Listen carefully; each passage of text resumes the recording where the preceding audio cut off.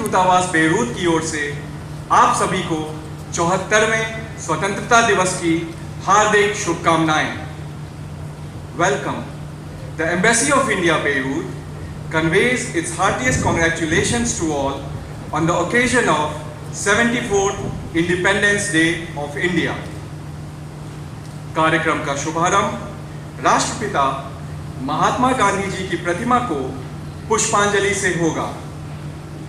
उसके उपरांत राजदूत महोदय ध्वजारोहण करेंगे और माननीय राष्ट्रपति जी का राष्ट्र के नाम संदेश पढ़कर सुनाएंगे।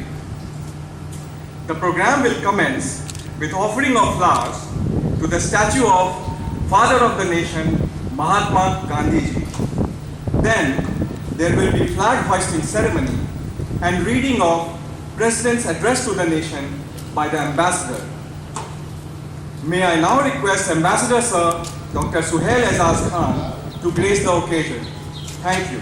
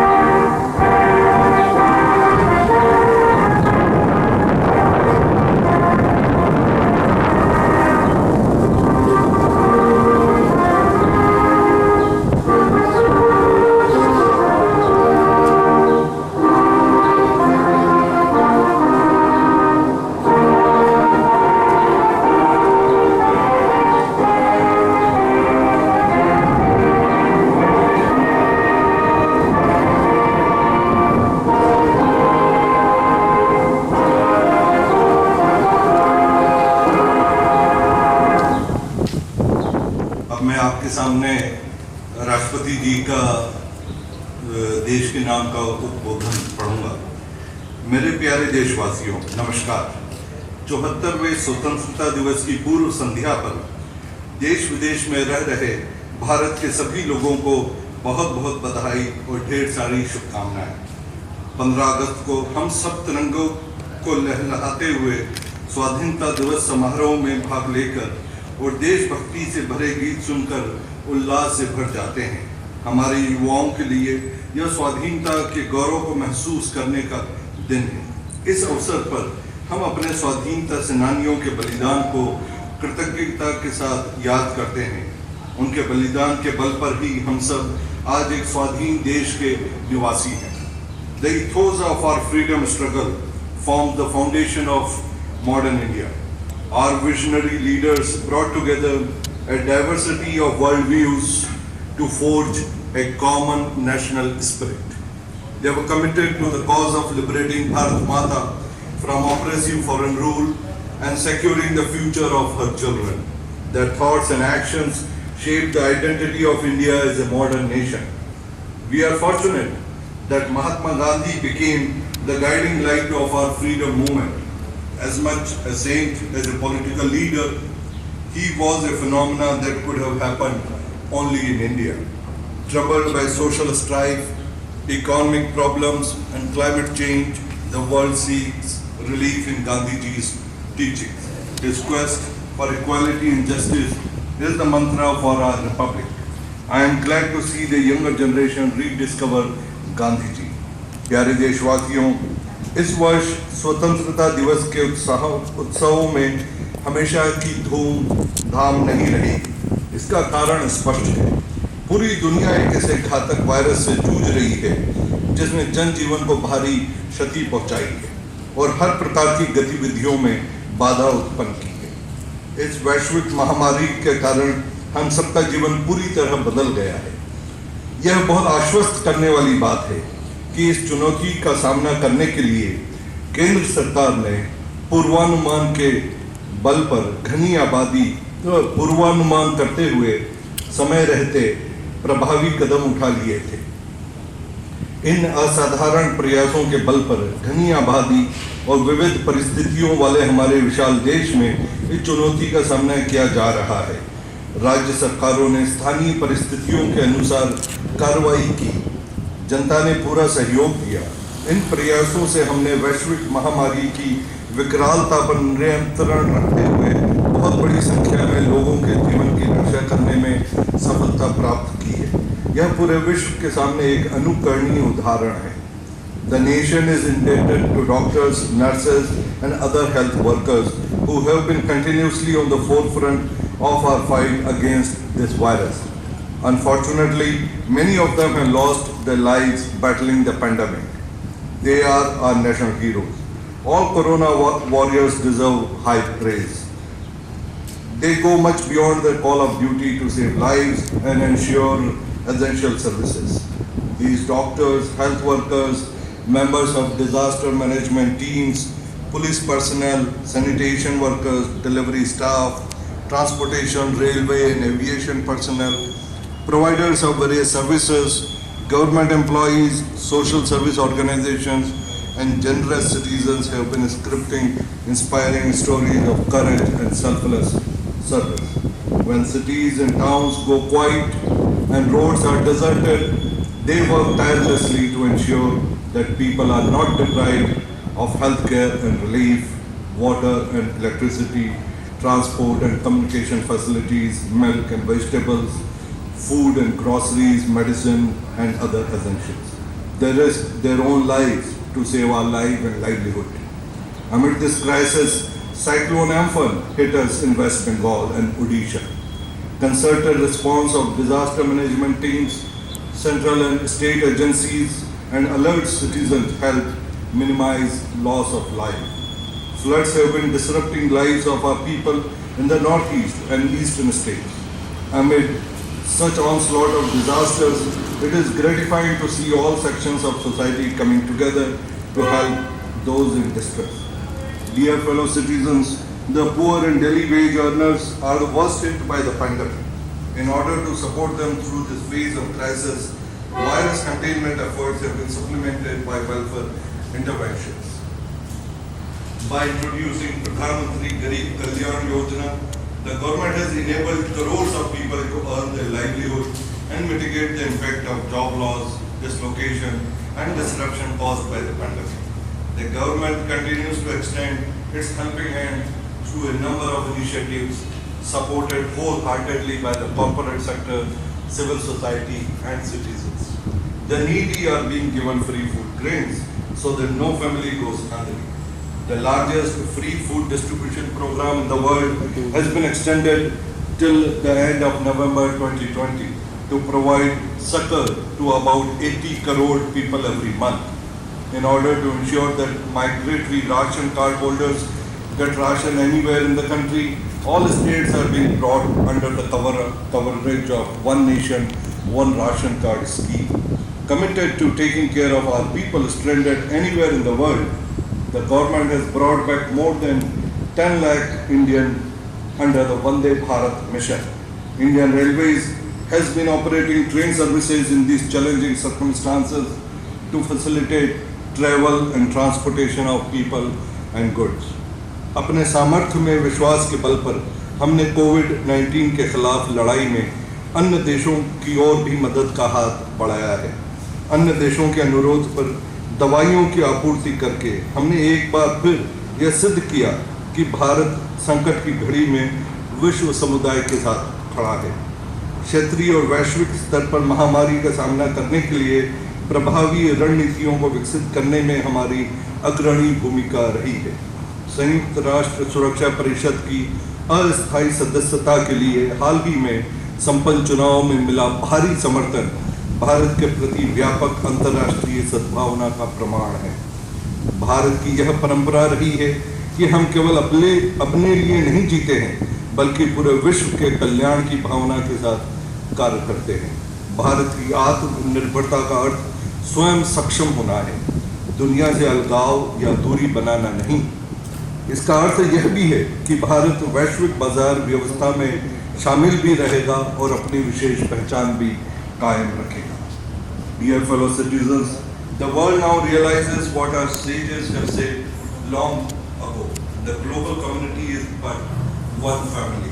Vasudhaiva Kutumbakam.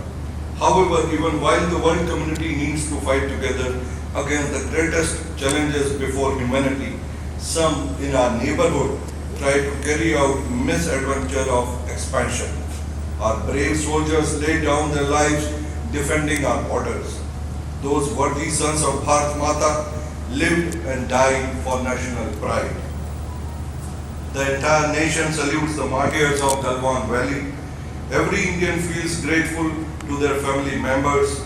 Their bravery in combat has demonstrated that while we believe in peace, we are also capable of giving a befitting response to any attempt of aggression.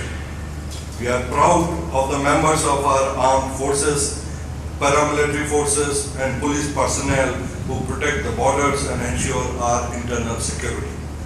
I believe that in the fight against COVID-19, life and livelihood both are essential. We have looked at the current crisis as an opportunity to initiate reforms to revitalize the economy for the benefit of all, especially farmers and small entrepreneurs. Landmark reforms have been introduced in agriculture sector. Now farmers can have barrier-free trade and get the best price for their produce anywhere in the country. The Essential Commodities Act has been amended to remove certain regulatory restrictions on farmers. This will help raise farmers' income. Dear fellow citizens, we have learned some tough lessons in the year 2020.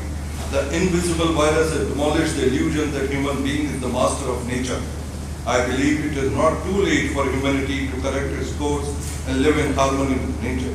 The pandemic, like climate change, has awakened the global community to our shared destiny. In my view, human-centric collaboration is more important than economic-centric inclusion in the present context. The greater this change, the better it will be for the humanity. The 21st century should be remembered as the century when humanity put aside differences and collaborated to save the planet. The second lesson is that we are all equal before Mother Nature, recognize any artificial divisions created by human society.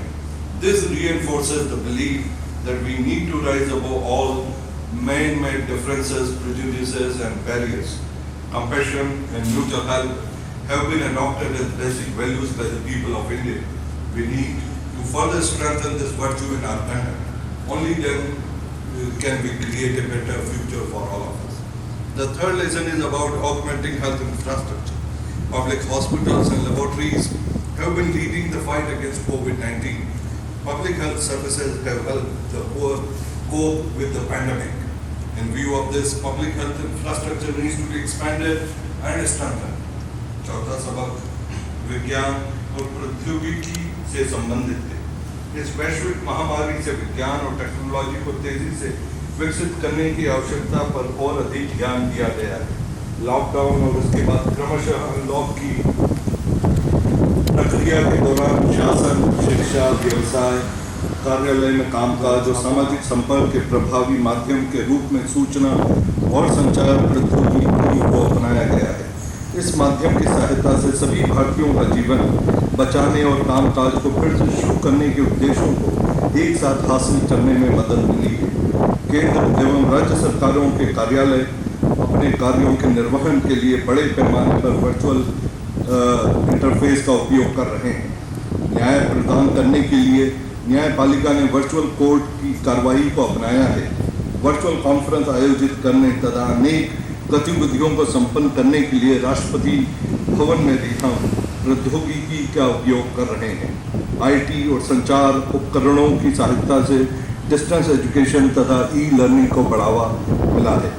कई क्षेत्रों में अब घर से काम करने का ही प्रचलन हो गया है। प्रौद्योगिकी की सहायता से सरकारी और निजी क्षेत्रों के अन्य प्रतिष्ठानों द्वारा सामान्य स्तर से कहीं अधिक कामकाज करके अर्थव्यवस्था को गति प्रदान की गई है।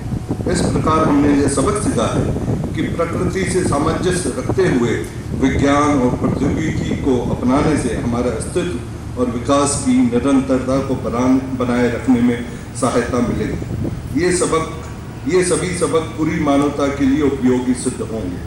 आज की युवा पीढ़ी ने भी इन्हें भली भांति आत्मसात किया है। और मुझे विश्वास है कि इन युवाओं के हाथ में भारत का भविष्य सुरक्षित है। यह दौर हम सभी के लिए कठिन है। हमारे युवाओं की कठिनाई तो और भी गंभीर दिखाई देती है। शिक्षण संस्थाओं के बंद होने से हमारे बेटे बेटियों में चिंता पैदा हुई है और फिलहाल वो अपने सपनों और आकांक्षाओं को लेकर चिंतित होंगे। मैं उन्हें यह बताना चाहूँगा कि इस संकट पर हम विजय हासिल कर लेंगे और इसलिए अपने सपनों को पूरा करने के प्रयासों में आप सभी युवाओं को निरंतर जुटे रहना चाहिए। इतिहास में ऐसे प्रेरक उदाहरण उपलब्ध हैं जहां बड़े संकटों और चुनौतियों के बाद सामाजिक, आर्थिक और राष्ट्रीय पुनर्निर्माण का कार्य नई ऊर्जा के साथ किया गया। मुझे विश्वास है कि हमारे देश और युवाओं का भविष्य उज्जवल है। With a view to providing futuristic education to our children and youth, the central government has decided to implement the National Education Policy. I am confident that with the implementation of this policy, a new quality education system will be developed and this will transform the future challenges into opportunities, paving the way for a new India. Our youth will be able to freely choose their subjects according to their interests and talents. They will have an opportunity to realize their potential. Our future generations will not only be able to get employment on the strength of such abilities, but will also create employment opportunities for others. The National Education Policy spells a long-term vision with far-reaching impact. It will strengthen the culture of inclusion, innovation, and institution in the sphere of education. Imparting education in the mother tongue has been given emphasis in order to help young minds grow spontaneously. This will strengthen Indian languages as well as the unity of our country. Youth empowerment is essential for building a strong nation. The National Education Policy is the right step in this direction. My dear fellow citizens, only 10 days ago construction of the temple at Sri Ram Janmabhoomi began in Ayodhya. It was indeed a moment of pride for all. People of the country maintained restraint and patience for a long time and reposed unflinching trust in the judicial system. The issue of Ram Janmabhoomi was resolved through judicial process. All concerned parties and the people respectfully accepted the verdict of the Supreme Court and displayed before the world Indian ethos of peace, non-violence, love and harmony. I congratulate all fellow citizens for their commendable conduct. मेरे प्यारे देशवासियों, जब भारत ने स्वाधीनता हासिल की तो कुछ लोगों ने यह आशंका जताई थी कि लोकतंत्र का हमारा प्रयोग सफल नहीं होगा। वह हमारी प्राचीन परंपराओं और बहुआयामी विविधताओं को हमारी राज्य व्यवस्था के लोकतांत्रिकरण के मार्ग में बाधा समझते थे। लेकिन हमने परंपराओं और विविधताओं को सदैव अपनी ताकत समझकर उसका संवर्धन किया है और इसीलिए दुनिया का यह सबसे बड़ा लोकतंत्र इतना जीवंत है। मानवता की भलाई के लिए भारत को अग्रणी भूमिका निभाते रहना है। आप सभी देशवासी इस वैश्विक महामारी का सामना करने में जिस समझदारी और धैर्य का परिचय दे रहे हैं उसकी सराहना पूरे विश्व में हो रही है। मुझे विश्वास है कि आप सभी इसी प्रकार सतर्कता और जिम्मेदारी बनाए रखेंगे। हमारे पास विश्व समुदाय को देने के लिए बहुत कुछ है, विशेषकर बौद्धिक, आध्यात्मिक और विश्व शांति के क्षेत्र। इसी लोक मंगल की भावना के साथ मैं प्रार्थना करता हूँ कि समस्त विश्व का कल्याण हो। सर्वे भवन्तु सुखिनः, सर्वे सन्तु निरामयाः, सर्वे भद्राणि पश्यन्तु, मा कश्चित् दुःखभाग् भवते। सभी सुखी रहें, सभी रोग मुक्त रहें, सभी लोग अच्छाइयों पर ध्यान दें और किसी को भी दुख न भोगना पड़े।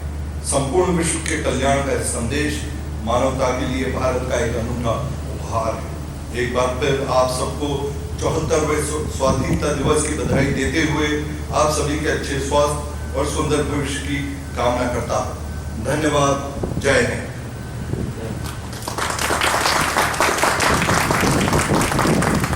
Friends, that was the address of Honorable Rashtrapati Ji on the eve of 74th Independence Day of India. From my side, I wish to convey my best wishes to every one of you and also people who have joined us from the Facebook Live. Very happy Independence Day. मैं आप सभी लोगों को जो यहाँ उपस्थित हैं और जो हमें वर्चुअली ज्वाइन कर रहे हैं सबको स्वाधीनता दिवस की बहुत बहुत शुभकामनाएं देना चाहता हूं। जैसा कि राष्ट्रपति महोदय ने अपने अभिभाषण में कहा कि हम लोग एक बहुत ही स्ट्रेंज दौर से गुजर रहे हैं और पूरा विश्व और the whole world is struggling with the कोविड-19 पैंडेमिक। और हमें यहाँ पर लेबनान में हमें पता है हमारी इंडियन कम्युनिटी और भी संघर्षों से गुजर रही है। यहाँ के आर्थिक हालात अच्छे नहीं हैं, जिससे हमारी इंडियन कम्युनिटी के काफ़ी लोगों को आर्थिक दिक्कतों का सामना करना पड़ रहा है। पर मैं उन सबको ये कहना चाहता हूँ कि इंडियन एम्बेसी यहाँ पर है आपकी सहायता के लिए, आपकी हर तरह से मदद करने के लिए हम लोग 24 घंटे मौजूद हैं।